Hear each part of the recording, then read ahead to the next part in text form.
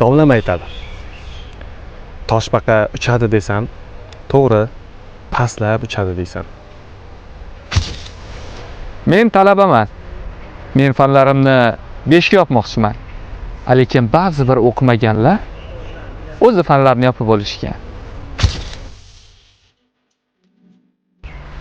Men talabaman. Meni o'qishimdan ko'ra kontraktim ko'proq esga olinadi. Men fikrimni bildiraman.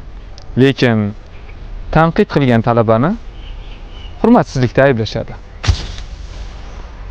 Men tenglik kutaman. Lekin kimning otasi kim ekanligini bilgan tizimda tenglik o'z kuchini yo'qotadi. Men imtihon topshiraman. Lekin imtihonni bilgan odam emas, puli bor odam samaraliroq topshiradi. Endi ayting, men kimman? Ilm izlayotgan talabami yoki tizimda yo'qolib borayotgan raqammi?